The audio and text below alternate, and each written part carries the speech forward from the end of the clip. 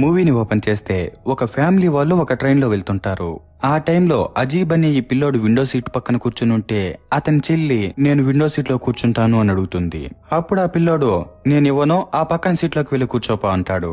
ఇక ఆ పాప వాళ్ళన్న 2-3 సార్లు అడిగి తర్వాత ఇతను ఇవ్వకుండా ఉండేసరికి సర్లేనని పక్కనున్న ఇంకో విండో సీట్ లోకి వెళ్లి కూర్చుంటుంది. ఆ తర్వాత వాళ్ళ అమ్మ వాళ్ళు ఇచ్చిన స్నాక్స్ తింటున్నప్పుడు టీటీ ఇక్కడికి వచ్చి టికెట్ చెక్ చేసుకుని వెళ్తాడు. ఇక అతను వచ్చి వెళ్లిన గ్యాప్ లో ఈ పిల్ల కనిపించకుండా పోతుంది. దాంతో వీళ్ళు కంగారు పడి ట్రైన్ మొత్తం వెతుకుతారు, కానీ ఏ లాభం ఉండదు. ఇక ఈ మూవీ పేరు Uyir, inspired by true events. Hello heroes, welcome back to the channel stories by గని.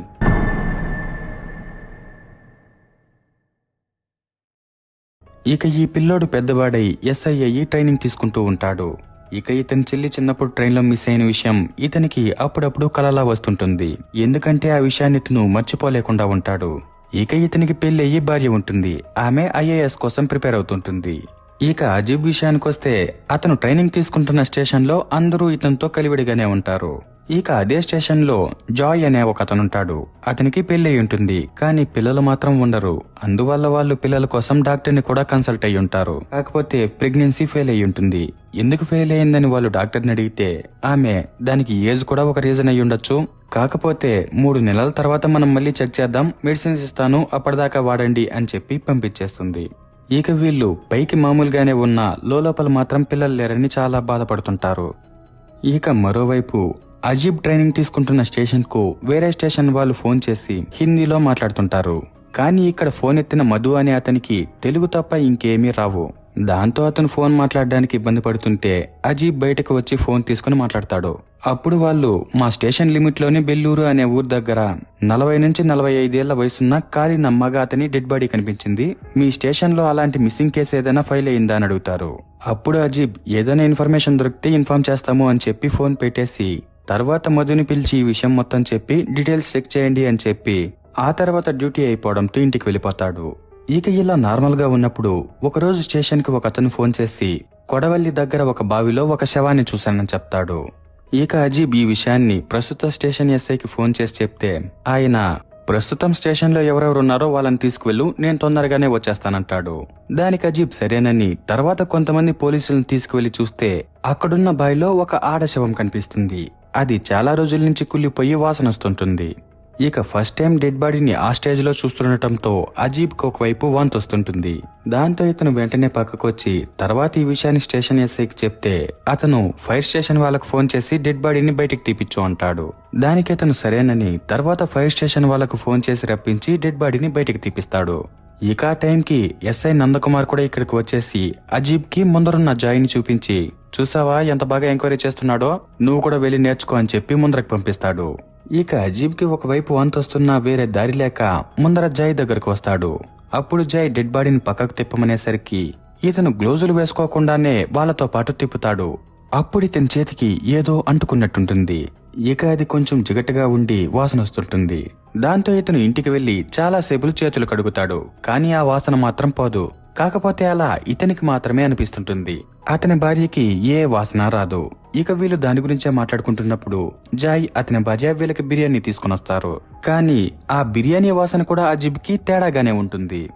ఇక అది చూసిన జాయ్ ఈ రోజు అజీబ్ డెడ్ బాడీని ఫస్ట్ టైం అలా చూశాడు కాబట్టి అతనికి అలా అనిపిస్తోందిలే అని అర్థం చేసుకుని వీళ్లతో అది కొద్దిసేపట్లో తగ్గిపోతుందిలే, తర్వాత పోను పోను అలవాటు అయిపోతుంది అని చెప్పేసి ఆ తర్వాత తన భార్యను తీసుకుని రిటర్న్ ఇంటికి వెళ్ళిపోతాడు.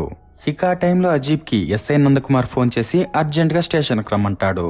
దానికి అతను సరైన స్టేషన్ కి వెళ్తే ఆయన డెడ్ బాడీని ఐడెంటిఫై చేయడానికి ఇంతవరకు ఎవరూ రాలేదు, దొరికింది ఒక అమ్మాయి డెడ్ బాడీ కాబట్టి 174 వేసి కేసు క్లోజ్ చేయడానికి కుదరదు అని చెప్పి తర్వాత ఇంక్వెస్ట్ చూసి డాక్టర్ ఏం చెప్పాడు అని అడుగుతాడు.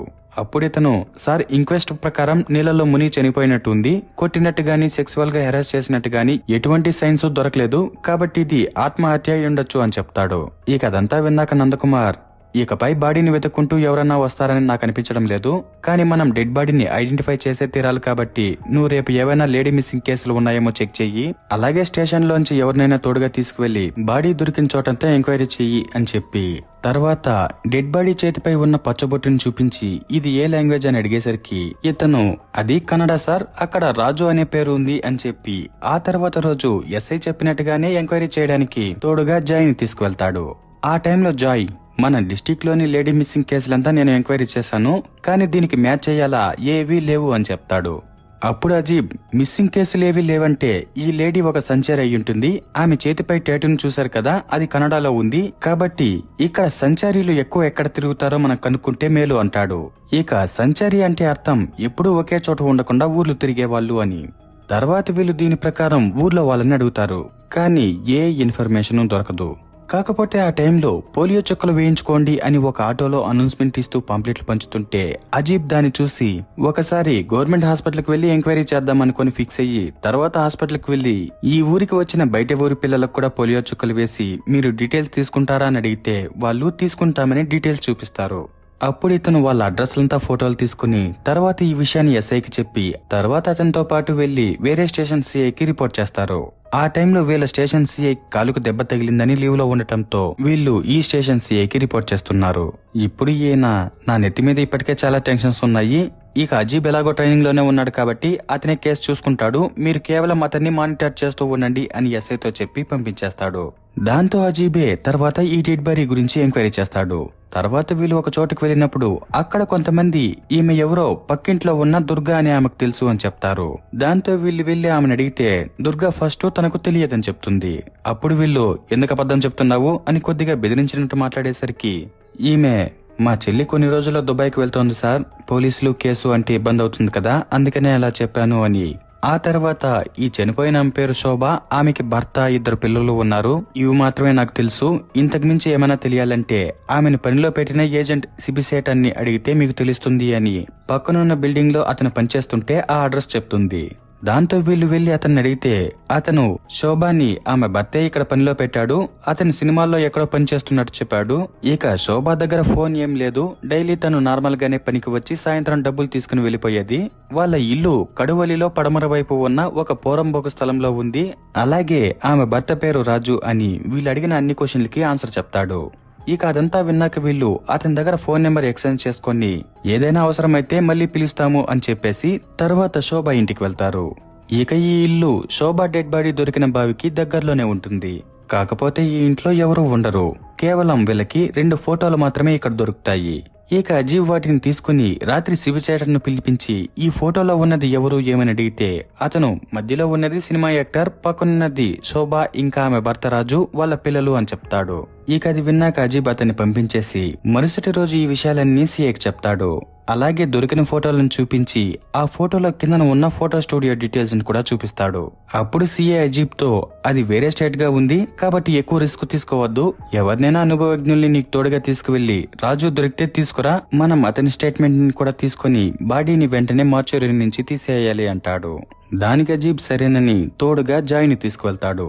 అప్పుడు ఆయన మనం ట్రైన్కి వెళ్దాము, బస్సు అయితే 3-4 సార్లు మారాల్సి వస్తుంది అనేసరికి ఇతను ఏం పర్లేదులే అని బస్సులోనే తీసుకువెళ్తాడు. దానికి కారణం చిన్నప్పుడు ఇతని చెల్లి తప్పిపోయినప్పటి నుంచి ఇతనికి ట్రైన్ ఎక్కాలంటేనే భయం. అందువల్ల వీళ్ళు బస్సులోనే అక్కడికి వెళ్లి లోకల్ స్టేషన్ ని కాంటాక్ట్ చేశాక వాళ్ళు వీళ్ళకి 2 కానిస్టేబుల్ ని తోడుగా ఇచ్చి పంపిస్తారు. తర్వాత వీళ్ళు బెల్లూరులో ఉన్న ఫోటో స్టూడియోకి వెళ్లి ఫోటోను చూపించి వీళ్ళెవరో మీకు తెలుసా అని అడిగితే అతను కరెక్ట్ గా తెలదు, కాకపోతే ఫ్యామిలీ ఫోటోలు తీసుకోవడానికి చిత్రవల్లి నుంచి వీళ్ళు వచ్చినట్టు గుర్తు అని చెప్తాడు. దాంతో వీళ్ళు తర్వాత చిత్రవల్లి ఊరి దగ్గర ఎంక్వైరీ చేస్తున్నప్పుడు అనుకోకుండా వీళ్ళకి రాజు కనిపిస్తాడు. అప్పుడు వీళ్ళు అతన్ని పట్టుకుని స్టేషన్ కి తీసుకువస్తూ శోభాకి ఏం జరిగింది, పిల్లలు ఎక్కడా, నువ్వు ఇక్కడేం చేస్తున్నావు అని అడిగితే అతను అతని గతం గురించి చెప్తాడు. ఒకప్పుడు ఇతను బయట ఊరికి పనికి వెళ్తున్నప్పుడు అదే బస్సులో శోభాని చూస్తుంటాడు. తర్వాత వీళ్ళిద్దరూ ఒకరినొకరు ఇష్టపడ్డాక పెళ్లి చేసుకుని పిల్లల్ని కని బొమ్మలు తయారు చేసి అమ్ముకుంటూ బానే ఉండుంటారు. కాకపోతే తర్వాత కొన్ని రోజులకి బొమ్మలు ఎవరూ కొనకపోవడంతో నష్టాలు వచ్చి అప్పుల్లోకి కూరుకుపోయి అక్కడ ఉన్నదంతా అమ్మేసి వేరే పని ఏదైనా చూసుకుందామని బయడికొట్ట ఊరు నుంచి చిత్రవల్లికి వెళ్ళుంటారు. అప్పుడు అక్కడ వీళ్లకు గణేశన్ అనే ఒక అతను పరిచయం అయి ఉంటాడు. అతను శోభాకి దూరపు చుట్టం. ఇక అతనే వీళ్లకు చిత్రవల్లిలో ఒక ఇల్లును చూపించి అలాగే రాజుకి సినిమాలో ఆర్ట్ డైరెక్టర్ దగ్గర పనిని కూడా ఇప్పించుంటాడు. అలాగే ఆ టైంలో గణేశన్ వీళ్ళ ఫ్యామిలీలో ఒకడిగా కలిసిపోయి ఉంటాడు. అతనికి రాజు పిల్లలంటే చాలా ఇష్టం. ఇక అంతా నార్మల్ గానే ఉన్నప్పుడు ఈ రాజుకు తాగుడు అలవాటు ఉండేది. దానివల్ల ఇతను రోజు ఫుల్లుగా తాగి ఇంటికి వస్తుండేవాడు. అలా ఒకరోజు రాత్రి పని ముగించుకొని ఫుల్లుగా తాగేసి ఇంటికి వచ్చినప్పుడు ఇంటి దగ్గర గణేశన్ ఆటో కనిపిస్తుంది. ఆ టైంలో ఇంట్లో నుంచి సౌండ్స్ వస్తుంటాయి. ఇక అవి విని రాజు లోపల ఏం జరుగుతోందని ఆలోచిస్తూ డోర్ సందులోంచి చూస్తే రూమ్ లో గణేశన్ శోభ కనిపిస్తారు. ఇక వాళ్ళని అలా చూడగానే ఇతను ఫస్ట్ షాక్ అయ్యి తర్వాత బాధపడుతూ ఆ తర్వాత ఇతనికి దూరంగా ఉండాలని మరుసటి రోజు తన భార్య పిల్లల్ని తీసుకుని ఆ ఊరిని వదిలేసి కొడవల్లికి వెళ్ళుంటాడు. తర్వాత అక్కడ వీళ్ళు కొన్ని రోజులు నింటారు. ఆ టైంలో ఒక రోజు ఇతను పని ముగించుకుని ఇంటికి వచ్చేసరికి శోభ గణేశన్తో ఉంటుంది. దాంతో ఇతను ఆమెను మార్చలేక తన పిల్లలను తీసుకుని వెళ్లిపోయి ఉంటాడు. తర్వాత ఆమెతో ఎప్పుడూ మాట్లాడుండడు. ఈ కథంతా విన్నాక వీళ్ళు పిల్లలెక్కడున్నారు అని అడిగితే అతను బెల్లూరులో ఉన్న తన చెల్లెల దగ్గర ఉన్నారు అంటాడు. ఇక అదంతా వీళ్ళు వింటూ తర్వాత ఇతనికి మార్చిరీలో ఉన్న శోభాని చూపించేసరికి అతను ఫుల్లుగా ఏడుస్తాడు. ఆ తర్వాత తన భార్యని ఈ పరిస్థితుల్లో తన పిల్లలకు చూపించలేనని ఇక్కడే దాన సంస్కారాలు చేయమని పోలీసులను అడిగినట్టుగా ఒక లెటర్లో సంతకం పెట్టి ఆమెను ఇక్కడే దానం చేపిస్తాడు. ఆ తర్వాత రోజు రాజు రిటర్న్ ఊరికి వెళ్తున్నప్పుడు ఇతనికి పిల్లలున్నారు కాబట్టి జై ఖర్చులకు కొద్దిగా డబ్బులిచ్చి జాగ్రత్తగా ఉండు అని చెప్పి పంపించేస్తాడు. దీనివల్ల వీళ్ళు బాడీ ఐడెంటిఫికేషన్ అయిపోయింది కాబట్టి కేసు సాల్వ్ అయిపోయింది అనుకుంటారు. కానీ మరుసటి రోజు పోస్టుమార్టం రిపోర్ట్ లో శోభ బాయిలో పడి చనిపోయినప్పుడు ఆమె స్పృహలో లేదని ఉంటుంది. అలాగే ఆమె తల వెనుక ఒక దెబ్బ కూడా తగిలినట్టుంటుంది. ఇక ఆ విషయాలన్నీ పోస్టుమార్టం చేసే డాక్టర్ అజీబ్ కి చెప్పి మేబీ ఆమె బాయిలో పడేటప్పుడు అలా తలకి దెబ్బ తగిలి ఉండొచ్చు, లేదంటే ఇది ఒక మర్డర్ కేసు కూడా అయి ఉండొచ్చు. ఏదేమైనా సరే ఇవన్నీ మీ ఇన్వెస్టిగేషన్ లోనే తేలుతాయి అంటాడు. ఇక అవన్నీ విన్నాక అజీబ్ ఫుల్ కన్ఫ్యూజన్ లో స్టేషన్ కి వెళ్తే మేము రాజు బంధువులం అంటూ కొంతమంది స్టేషన్ కి వచ్చి శోభా భర్త రాజు ఇక్కడికి వచ్చాడని మేము న్యూస్ పేపర్ లో చదివాము. ఈమె రాజు అమ్మ, తిను రాజు చెల్లెలు చిత్రవల్లిలో ఉంటుంది. రాజు ఎక్కడికి వెళ్లినా సంవత్సరానికి 2 సార్లైనా వాళ్ళమ్మని చూడడానికి ఊరికి వచ్చేవాడు. కానీ ఈసారి రాజు కనిపించకుండా పోయి సంవత్సరం పైనే అయింది, కానీ ఒక్కసారి కూడా ఊరికి రాలేదు అని చెప్తారు. అప్పుడు అజీబ్ అదేలా 3 నెలల ముందే కదా రాజు తన పిల్లల్ని తన చెల్లెల దగ్గర వదలడానికి వచ్చారు అనేసరికి ఆమె నేను వాళ్ళని చూసి సంవత్సరం పైనే అయ్యిందంటుంది. అప్పుడు జై మేం రాజు వచ్చాడని ఊరికే చెప్పడం లేదు అని ఫోటోని చూపించేసరికి వాళ్ళు ఇతను రాజు కాదు భువనేశన్, శోభాకి దూరపు చుట్టమంటారు. ఆ మాట వినగానే వీళ్ళకి ఫీజులు ఎగిరిపోతాయి.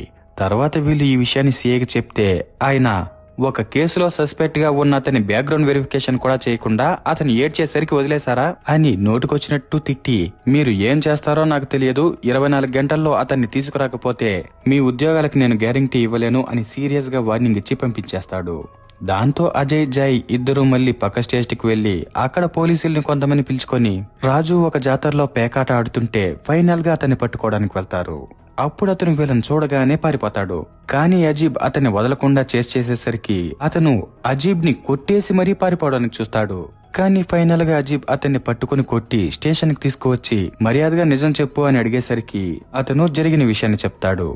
ఈ భువనేశన్ శోభ చిన్నప్పుడు ఒకరినొకరు ఇష్టపడి ఉంటారు. కానీ ఆ టైంలో శోభ ఇంట్లో వాళ్ళు ఒప్పుకోకపోవడంతో ఆమె రాజుని పెళ్లి చేసుకుని ఉంటుంది. నిజానికి తను గణేశన్ అని చెప్పిన అతనే నిజమైన రాజు. ఆ తర్వాత రాజు శోభ చిత్రవల్లికి షిఫ్ట్ అయ్యాక భువనేశన్ వాళ్లకు ఇల్లు చూపించి రాజుకి లోకల్లో పని పుచ్చుంటాడు. ఇక రాజు ఏమో డైలీ పనికి పోయి వచ్చిన డబ్బులంతా తాగేస్తూ ఇంటి ఖర్చులకు కూడా ఏమీ చూసుకోకుండా ఉంటే శోభ చాలా బాధపడుతుండేది. ఇక ఇలా ఉన్నప్పుడు భువనేశనే అన్ని చూసుకుంటూ ఉండేవాడు. అలాగే వీళ్ళు ఒకప్పుడు ప్రేమించుకున్నారు కాబట్టి కొంచెం క్లోజ్ గా ఉండేవాళ్ళు. పోను పోను ఆ క్లోజ్నెస్ పెరుగుంటుంది. అలా ఉన్నప్పుడు ఒకరోజు రాత్రి భువనేశన్ శోభ ఇద్దరు రూమ్ లో ఉంటే రాజు ఫుల్గా మందు తాగేసి ఇంటికి వచ్చి వీళ్ళని చూసి తర్వాత ఎటో వెళ్లిపోయి ఉంటాడు. దీనివల్ల భువనేశన్ శోభాని పిల్లల్ని తీసుకుని ఆ మరుసటి రోజు ఎవరికి చెప్పకుండా కొడవలికి వచ్చేసుంటాడు. ఇక అది వింటూ పోలీసులు ఇతన్ని వీళ్ళు ఉన్న కొడవలిలోని ఇంటికి తీసుకుని వచ్చి మళ్లీ అంతా ఇంకోసారి చూస్తూ అదంతా సరే గాని ఎందుకు నువ్వు నీ పేరుని ఇక్కడ ఉన్న వాళ్ళందరికీ మార్చి చెప్పావు అని అడిగితే అతను శోభానే అలా చెప్పమనింది సార్, అప్పుడే మేమిద్దరం భార్యాభర్తలమని ఇక్కడ ఉన్న వాళ్ళు నమ్ముతారు అనింది అంటాడు.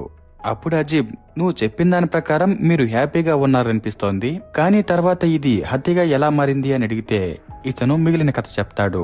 తర్వాత ఒకరోజు అతను సినిమాల్లో పని ముగించుకుని ఇంటికి వచ్చేసరికి ఇంట్లో పిల్లలు కనిపించరు. ఏమయ్యారు అని శోభాని అడిగితే ఆమె వాళ్ళ నాన్న వచ్చి తీసుకువెళ్లిపోయాడు అని చెప్తుంది. అప్పుడు ఇతను వాడికి పిల్లల్ని చూసుకోవడమే తెలియదు, ఎలా తీసుకువెళ్తాడే అని అరిచేసరికి ఈమె వాళ్ళేదో నీ సొంత పిల్లలే అన్నట్టు బాధపడుతున్నావు, వాళ్ళ నాన్నే కదా తీసుకువెళ్లాడు, ఏమన్నా చేసుకుని మనమిద్దరం మళ్ళీ కందాంలే అని ఎలా మాట్లాడుతుంది. అప్పుడు ఇతను పిచ్చిదాని మాతో మాట్లాడద్దు అని కోపంతో ఒక దెబ్బ కొట్టేసరికి ఆమె వెనక్కి తిరిగి పక్కనున్న రాయి మీద పడి తలకు దెబ్బ తగలటంతో చనిపోతుంది. ఇక అది చూడగానే ఇతను ఫుల్లుగా భయపడి తర్వాత ఆమెను పక్కనే తగలబెట్టేద్దామని తీసుకువెళ్తున్నప్పుడు సడన్ గా కొంతమంది ఈ దారి గుండా దేవుడు ఊరేగింపుకు వెళ్తుంటారు. ఇక వాళ్ళని చూడగానే ఇతను ఫుల్ టెన్షన్ తో శవాన్ని పక్కనే ఉన్న బాయి మీద కూర్చోపెట్టి దాక్కునేసరికి అనుకోకుండా శవం బాయిలో పడిపోయి ఉంటుంది. ఇక బాయి లోతు ఎక్కువగా ఉండటంతో ఆ శవాన్ని తీసి కాల్చడానికి వీలు లేక ఇతను అలాగే వదిలేసి పారిపోయి ఉంటాడు. ఇక ఈ విషయాలు మొత్తం అతను పోలీసులకు చెప్పేసరికి తర్వాత వాళ్ళు అతన్ని కోర్టులో ప్రొడ్యూస్ చేస్తారు. ఇక ఇది ఫస్ట్ హియరింగ్ అవడంతో కోర్టు అతన్ని 15 రోజుల జ్యుడిషియల్ కస్టడీలో ఉంచమంటుంది. తర్వాత ఈ కేసు సాల్వ్ అవడంతో సిఐ వీళ్ళందరినీ మెచ్చుకుంటాడు. ఆ తర్వాత అజీబ్ జాయ్ రాత్రికి కేసు సాల్వ్ అయినందుకు పార్టీ చేసుకుని మరుసటి రోజు నార్మల్ గానే డ్యూటీకి వెళ్తారు. ఆ టైంలో గోవా స్టేషన్ నుంచి ఈ స్టేషన్ కి ఒక ఫోన్ వస్తుంది. ఇక వాళ్ళు ఇంగ్లీష్ లో మాట్లాడుతుంటే మధు వాళ్ళతో మాట్లాడలేక తడబడుతుంటాడు.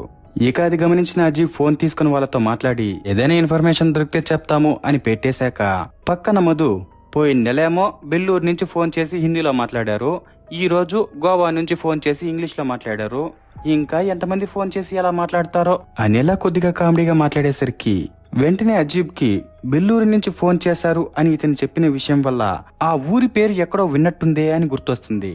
తర్వాత బాగా గుర్తు చేసుకుంటే భువనేషన్ తన పేరు రాజు అని చెప్పినప్పుడు ఆ పిల్లలని అతను బెల్లూరులో ఉన్న తన చెల్లి ఇంటి దగ్గర వదిలాను అని చెప్పాడు. కానీ నిజానికి బెల్లూరు ఫారెస్ట్ ఏరియా అని రాజు సొంత చెల్లి వాళ్ళు స్టేషన్ కి వచ్చినప్పుడు చెప్పుంటారు. దీనివల్ల అజీబ్ కి ఏదో తేడాగా ఉందని అనిపించి తర్వాత బెల్లూరు కేసు డీటెయిల్స్ చూసి ఆ ఊర్లోని స్టేషన్ లో ఇతనికి పరిచయమైన వివేక్ అని అతనికి ఫోన్ చేసి బెల్లూరు మీ స్టేషన్ పరిధిలోకే వస్తుందా అని అడిగితే అతను లేదు, మా స్టేషన్ కి అక్కడికి దాదాపు 25 కిలోమీటర్ల దూరం ఉంది, ఇక అది పక్క స్టేషన్ పరిధిలోకి వస్తుంది, కాకపోతే ఆ స్టేషన్ ఎస్ఐ నాకు మంచి ఫ్రెండ్ అని చెప్తాడు. దాంతో అజీబ్ అయితే నాకు ఒక చిన్న హెల్ప్ చేస్తారా అని అడిగి తర్వాత అతని ద్వారా స్టేషన్ ఎస్ఐతో మాట్లాడి కాలిపోయిన శవం ఒకటి దొరికింది అని చెప్పిన స్పాట్ కు వెళ్లి వీళ్లతో మిస్సింగ్ పర్సన్ కేసు ఏదైనా రిజిస్టర్ అయిందా అని ఒక నెల ముందు మమ్మల్ని కాంటాక్ట్ అయ్యారు కదా ఎందుకు అని అడుగుతాడు. దానికి వాళ్ళు ఈ డెడ్ బాడీ పక్కన ఒక ల్యాంప్ దొరికింది, దాని కింద ధర్మడం అనే పేరునింది, అందువల్లే మిమ్మల్ని కాంటాక్ట్ చేశాము అని చెప్తారు. అలాగే ఇది సూసైడ్ లాగా కనిపించడం లేదు, అందువల్ల కెమికల్ రిపోర్ట్స్ ని కూడా మేము మీకు మెయిల్ చేస్తాము అని చెప్తారు. దానికి అజీబ్ సరేనని తర్వాత ఆ పేరు ఉన్న షాప్ దగ్గరకు వచ్చి ల్యాంప్ ఫోటోలు చూపించి ఇది మీ షాప్ లో కొనిందేనా అని అడిగితే వాళ్ళు స్టిక్కర్ ని చూసి అవును సార్ ఇది మా షాప్ లో కొనిందే, సినిమా షూటింగ్ వాళ్ళు ఏదో పాటలో కావాలని 20 కొన్నారు, మామూలుగా ఈ దీపం ఈ కలర్ లో రాదు, అందుకనే నాకు బాగా గుర్తుంది అని చెప్తాడు. అప్పుడు అజీబ్ ఎవరు తీసుకువెళ్లారో ఫోన్ నెంబర్ కానీ అడ్రస్ కానీ ఉందా అని అడిగితే వాళ్ళు ఒకతని డీటెయిల్స్ ఇస్తారు. తర్వాత అజీబ్ అక్కడికి వెళ్లి అతనితో మాట్లాడాక ఫైనల్ గా స్టేషన్ కు వచ్చి మళ్లీ భువనేషన్ ని ఎంక్వైరీలో కూర్చోబెడతాడు. అప్పుడు వాళ్ళు రాజు అనేవాడు ప్రపంచంలోనే లేడు, అలాంటిది 3 నెలల ముందు ఎలారా పిల్లల్ని తీసుకువెళ్లాడు, అసలు నీ చెయ్యి ఎలా కాలింది, మర్యాదగా ఏం జరిగిందో నిజం చెప్పు అని అడిగితే ఇతను నాకు గుర్తులేదు సార్, మర్చిపోయాను సార్ అనేలా కొద్దిసేపు యాక్టింగ్ చేస్తాడు. ఇక ఇతను రాజుని చంపేశాడు అనేది అర్థమవుతోంది, కానీ ఆ ఇద్దరు చిన్నపిల్లల్ని ఏం చేశాడో అర్థం కాకుండా ఇతను ఇలా బిహేవ్ చేస్తుంటే అజీబ్ కి ఫుల్ కోపం వచ్చి అతన్ని కొట్టి నిజం చెప్పమనేసరికి ఫైనల్ గా ఇతను నిజం చెప్తాడు. భువనేషన్ ఆర్ట్ డైరెక్షన్ డిపార్ట్మెంట్ లో పనిచేస్తున్నప్పుడు ఐటెం సాంగ్ కోసం వాడిన ల్యాంప్ ఇతనికి నచ్చి ఇతను ఇంటికి తీసుకువెళ్ళుంటాడు. ఇక ఆ రోజు రాత్రే భువనేష్ శోభ ఇద్దరు రూమ్ లో ఉంటే రాజు వీళ్ళను చూసుంటాడు. దీనివల్ల అతను తర్వాత రోజు నుంచి శోభని కొట్టి టార్చర్ చేస్తుండేవాడు. ఇక ఇతనికి కుటుంబాన్ని చూడడం చేతకాకపోయినా కూడా ఇలా టార్చర్ చేస్తుండటంతో ఇతను చచ్చిపోయినా పర్లేదని శోభ అనుకుంటూ ఉంటుంది. అలా ఉన్నప్పుడు ఒకరోజు భువనేషన్ మందు తీసుకుని వచ్చి రాజుతో పాటు కూర్చుని తాగుతుంటాడు. ఇక ఆ టైంలో రాజు రూమ్ లో జరిగిన విషయం గురించి మాట్లాడుతూ గొడవేసుకోవడంతో భువనేషన్ కూడా రిటర్న్ రాజును కొట్టి చంపేస్తుంటాడు. ఇక ఈ విషయాన్ని శోభ చూసి కూడా చూడనట్టు గమ్మునుండిపోతుంది. తర్వాత భువనేషన్ రాజును చంపేశాక ఆ శవాన్ని వీళ్లు చిత్రవల్లిలో కాకుండా బెల్లూరు అడవిలోకి తీసుకువెళ్లి తగలబెడదామనుకునింటారు. ఇక ఆ టైంలో శవంపై పెట్రోల్ పోసి తర్వాత ల్యాంప్ లో నుంచి మంట తీసి పెడుతున్నప్పుడు ఇతని చెయ్యికి పెట్రోల్ ఉండటం వల్ల సడన్ గా మంట చెయ్యికి అంటుకుంటుంది. దాంతో ఇతను ఆ ల్యాంప్ ని కూడా అక్కడే పడేసి తర్వాత శోభాని పిలుచుకుని వచ్చేస్తుంటాడు. ఆ తర్వాత వాళ్ళు పిల్లల్ని పిలుచుకొని కొండవల్లికి వచ్చేస్తుంటారు. కానీ ఈ ఊరికి రావడం ఇలా ఒంటరిగా ఉండడం శోభాకి నచ్చదు. దాంతో తను సొంత ఊరికి వెళ్లి అక్కడే బ్రతుకుదామంటే ఇతను ఒప్పుకోడు.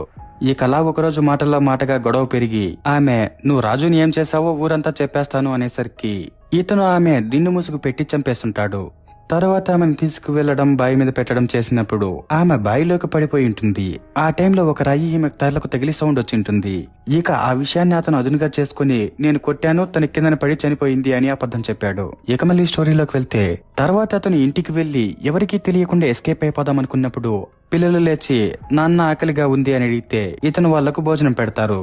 అప్పుడు వాళ్ళు నాన్న అమ్మ ఎక్కడా అని అడిగితే అతను అమ్మ పక్కనే ఉంది వచ్చేస్తుందని అబద్ధం చెప్పి వీళ్ళు ఇక్కడే ఉంటే డేంజర్ అని వాళ్ళని తీసుకువెళ్లి ఏదన్నా అనాథాశ్రమంలో వేసేద్దామని అతనితో పాటు తీసుకువెళ్లి 2-3 అనాథాశ్రమాలని అడుగుతారు. కానీ ఎవరూ చేర్చుకోకపోవడంతో ఇతను ఆ ఇద్దరు పిల్లల్ని ఒక ట్రైన్ ఎక్కించి తర్వాత ఇతని దారిని ఇతను వెళ్లిపోయి ఉంటాడు.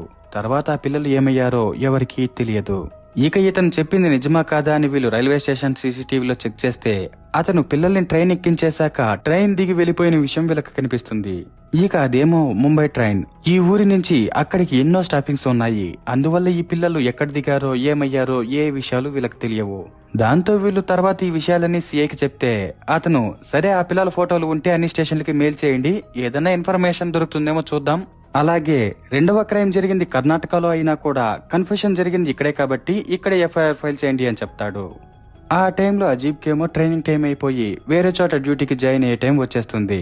అందువల్ల ఇతనికి అక్కడ జాయిన్ అయ్యే లోపల రెస్ట్ తీసుకో అని 2 వారాలు లీవ్ ఇచ్చేస్తారు. దాంతో అతను ఆ పిల్లల్ని కనిపెట్టలేకపోతున్నానని ఆలోచిస్తూ చాలా బాధపడుతుంటాడు. ఇక ఇదే విధంగా పిల్లలు లేని జాయ్కి కూడా అనిపిస్తుంది. ఇక ఈ విషయాల గురించి వీళ్ళు మాట్లాడుకున్నాక అజీబ్ జాయిన్ అయ్యే లోపల పర్సనల్ గా అయినా సరే ఆ పిల్లల్ని కనిపెడదామని ఫిక్స్ అయ్యి తర్వాత రోజు నుంచి ఆ పిల్లల కోసం వెతకడం మొదలు పెడతాడు. అలా చాలా అనాథాశ్రమాలు వెతికి ఆన్లైన్ లో పోస్టులు కూడా పెడతాడు. అలాగే ఈ పిల్లల కోసం ఇతనికి చిన్నప్పటి నుంచి ఉన్న ట్రైన్ భయాన్ని కూడా వదిలి ట్రైన్ ఎక్కి చాలా స్టేషన్లో ఎంక్వైరీ చేస్తాడు. కానీ ఏ లాభం ఉండదు. ఇక ఆ టైంలో కొంతమంది పిల్లల్ని అక్కడ చూసాం ఇక్కడ చూసామని చెప్తారు. కాకపోతే అవన్నీ ఫేక్ ఇన్ఫర్మేషన్ అవడంతో ఇతనికి విసుగొచ్చేసి ఇక నేను అలసిపోయాను, ఏం చేయలేని అనుకుంటూ ఉంటాడు. కానీ ఆ టైంలో సడన్ గా ముంబై ధారావి స్టేషన్ నుంచి సిఐ కీర్తి పాండే అనే ఆమె ఫోన్ చేసి అజీబ్ ఇచ్చిన డీటెయిల్స్ ప్రకారం ఉన్న 2 పిల్లలు ఆ స్టేషన్ లిమిట్ లో ఉన్నారని చెప్తుంది. కానీ అజీబ్ వాళ్ళు కూడా వేరే వాళ్ళని ఎవరైనా చూపిస్తారేమో వద్దులే అనుకుంటాడు. కాకపోతే అప్పుడే జాయ్ ఒకవేళ నిజంగా మనం వెతికే పిల్లలు వాళ్ళే అయితే ఇప్పుడు వెళ్ళనందుకు మనం జీవితాంతం బాధపడాల్సి వస్తుంది సార్, కాబట్టి ఆఖరి ప్రయత్నంగా నేను వస్తాను, ఒకసారి వెళ్ళొద్దామంటాడు. ఇక ఈ విషయాన్ని అజీబ్ కొంచెం ఆలోచించి తర్వాత ఫైనల్ గా సర్లే అనుకుని ఆ తర్వాత రోజు జాయ్తో పాటు ముంబైకి వెళ్తాడు. ఇక స్టేషన్ కి వెళ్ళాక సిఐ కీర్తి పాండే మిమ్మల్ని ముందే రమ్మంటే ఇంత లేట్ గా ఎందుకు వచ్చారు, ఇక్కడ లోకల్లో దొరికే పిల్లల్ని ఆర్ఫనేజ్ లో జాయిన్ చేసే ఒక గ్యాంగ్ ఉంది, తొందరగా వెళ్ళలేదంటే చాలా డేంజర్, వాళ్ళు ఇప్పటికే ఆ పిల్లల్ని ఎవరికైనా అమ్మేసుంటారో ఏమో అంటుంది. అప్పుడు అజీబ్ ఇది స్టేషన్ పని మీద కాకుండా నేను పర్సనల్ గా వెతకాలని వచ్చాను అని చెప్పి ఆ తర్వాత మేడం ఇవన్నీ మీ ముందర జరుగుతున్నప్పుడు మీరు ఎందుకు యాక్షన్ తీసుకోవడం లేదు అని అడుగుతాడు. అప్పుడే ఆమె అతనికి ఓపికగా టీ ఇచ్చి మనం సిస్టమ్ ని మార్చాలంటే అందులో నుంచే పని చేయాలి, ఈ దేశంలో ఎన్నో కాక్రోచ్లు ఉన్నాయి, వాటిని పూర్తిగా మనం నాశనం చేయలేము, కాకపోతే ఒక లైన్ గీసి పెట్టచ్చు, అలానే నేను నా జ్యూరిస్డిక్షన్ లో చేస్తున్నాను, కాకపోతే కొన్నిసార్లు మనం కళ్ళు చెవులు మూసుకొని పనిచేయాల్సి వస్తుంది, లేకుంటే సస్పెన్షన్లు ట్రాన్స్ఫర్లు వస్తాయి. ఇక నీలాంటి ఒక మంచి అతను ఫోర్స్ లో జాయిన్ అవుతున్నందుకు నాకు చాలా హ్యాపీగా ఉంది అని చెప్పి తర్వాత ఒక ఎస్ఐని పరిచయం చేసి మీరు వెళ్లి అక్కడ చూడండి, ఒకవేళ ఆ పిల్లలు ఉంటే నేను నా పవర్ తో ఎంత చేయగలను అంతా చేస్తాను అని చెప్పి పంపిస్తుంది. దానికి అజీబ్ ఆమెకు థ్యాంక్స్ చెప్పాక తర్వాత ఎస్ఐతో పాటు అనాథాశ్రమానికి వెళ్తాడు. ఇక వాళ్ళు పైకి అలా పేరు చెప్పుకుంటూ లోపల పిల్లల్ని బాలింతలుగా చేస్తూ అమ్మేస్తుంటారు. ఇక అది పోలీసులకు తెలిసినా కూడా ఏం చేయలేని పరిస్థితి. ఇక ఎస్ఐ అక్కడికి వెళ్లి వేరే ఊరు నుంచి వచ్చిన 2 పిల్లలు ఇక్కడ ఉన్నట్టు మాకు కంప్లైంట్ వచ్చింది, వాళ్ళని చూపించు, వీళ్ళు వాళ్ళని తీసుకువెళ్ళడానికి వచ్చారు అని చెప్తే అతను కుదరదు అని ఎలా మాట్లాడతాడు. అప్పుడు ఎస్ఐ అయితే నిన్ను స్టేషన్ కి తీసుకెళ్లాల్సిందే అని బెదిరిస్తే ఇతనేం భయపడడు. కానీ చిన్న విషయానికే స్టేషన్ కి వెళ్తే ఊరికే రెప్యుటేషన్ పోతుందేమో అనే మాటతో ఆలోచించుకొని తర్వాత వేరే అతన్ని పిలిచి వీళ్ళకి చూపించమంటాడు. ఇక అతనేమో రూమ్ దాకా తీసుకువెళ్లి చూపించాలంటే డబ్బులు కావాలి అని అడుగుతాడు. అప్పుడు అజీబ్ వేరే దారి లేక అతనికి డబ్బులు ఇచ్చి మరీ తర్వాత లోపలికి వెళ్లి పిల్లలను చూస్తాడు. కానీ ఇతనికి అక్కడ ఆ 2 పిల్లలు కనిపించరు. ఇక అజీబ్ కి వాళ్ళు కనిపించలేదనే బాధ కంటే ఇంతమంది పిల్లలు ముందరున్నా కాపాడలేకపోతున్నాననే బాధే ఎక్కువగా ఉంటుంది. కానీ ఇతను ఏం చేయలేని పరిస్థితుల్లో బయటికి వచ్చేస్తుంటే పక్కన ఆ 2 పిల్లలు మాట్లాడుకుంటూ ఉంటారు. ఇక వాళ్ళు మాట్లాడే భాషను బట్టి అజీబ్ అక్కడికి వెళ్లి వాళ్ళకి శోభా ఫోటోను చూపించి ఈమె మీకు తెలుసా అని అడిగితే వాళ్ళు అక్కడున్నది వాళ్ళ అమ్మే అని గుర్తుపడతారు. దాంతో ఫైనల్ గా ఇతను కొంచెం రిలాక్స్ అయ్యి తర్వాత ఎలాగోలా వాళ్ళని బయటికి తీసుకొచ్చేయగలుగుతాడు. ఇక స్టేషన్ మొత్తం వదిలేసిన కేసుని ఇతను సాల్వ్ చేయడంతో అందరూ ఇతన్ని మెచ్చుకుంటారు. ఇక ఇది నిజమైన కథల్ని ఆధారంగా తీసుకొని తీసిన సినిమా కాబట్టి ఫేక్ గా ఏం అందరినీ కాపాడినట్టు చూపించకుండా కేవలం వాళ్ళిద్దరినే కాపాడినట్టు చూపించారు. ఇక ఈ కేసుకు సంబంధించిన ఫోటోని లాస్ట్ లో చూపిస్తారు. కానీ ఈ ఫోటోలో ఉన్నది ఎవరనేది మాత్రం నాకు 2 గంటలు వెతికినా ప్రాపర్ గా క్లారిటీ రాలేదు. కాకపోతే నా అజంప్షన్ ప్రకారం ఆ ఫోటోలో ఉన్నది శోభ, ఆమె భర్త రాజు, ఇంకా వాళ్ళ పిల్లలు, అలాగే భువనేషన్, ఇంకా ఈ కేసు డీల్ చేసిన 3 పోలీసులు. నాకు తెలిసి ఆ ఫోటోని పాత ఫోటోలని ఆఫీసర్లని యూజ్ చేసి ఎడిటింగ్ లో అలా సెట్ చేసినట్టున్నారు. ఇక ఇది నిజమా కాదో నేనైతే కన్ఫర్మ్ గా చెప్పలేను. మీకు ఎవరికైనా తెలిస్తే ఆ విషయాన్ని కామెంట్ లో నాతో పంచుకోండి. ఇక ఈ మూవీ పేరు ఉయిర్ అంటే అర్థం ఇంటికి అని. ఇక హీరో ఆ పిల్లలిద్దరిని ఇంటికి తీసుకొచ్చాడు కాబట్టి అక్కడితో సినిమా హ్యాపీగా అయిపోతుంది. తర్వాత ఈ పిల్లల్ని ఎవరో ఒక పోలీస్ అయిన తన కస్టడీలో పెంచినట్టు చూపిస్తారు. ఇక ఈ స్టోరీలో చిన్నప్పుడు తప్పిపోయిన ఎస్ఐ చెల్లెలికి ఈ శోభాకి ఎటువంటి డైరెక్ట్ కనెక్షన్ కానీ ఇండైరెక్ట్ కనెక్షన్ గానీ లేదు. కాకపోతే వీళ్ళిద్దరి విషయాలతో ఎస్ఐకి సంబంధం ఉంది. ఇక ఎస్ఐ తన చెల్లెల్ని ఎలాగో కాపాడలేకపోయానని కనీసం శోభా పిల్లల్ని కాపాడదామని ఆ బాధతోనే ఫైనల్ గా అతను వీళ్ళని కనిపెట్టగలిగాడు. అందువల్లే నేను ఆ 2 మిక్స్ చేసి thumbnail లో పెట్టాను. సో ఇంతే ఫ్రెండ్స్ ఉయిర్ మూవీ స్టోరీ. ఇక ఈ స్టోరీ మీకు నచ్చుంటే వీడియోని లైక్ చేసి షేర్ చేసి అలాగే కొద్దిగా హైప్ కూడా ఇచ్చి మరిన్ని ఇంట్రెస్టింగ్ స్టోరీస్ కోసం మన ఛానల్ ని సబ్స్క్రైబ్ చేసుకోండి. Okay, bye bye.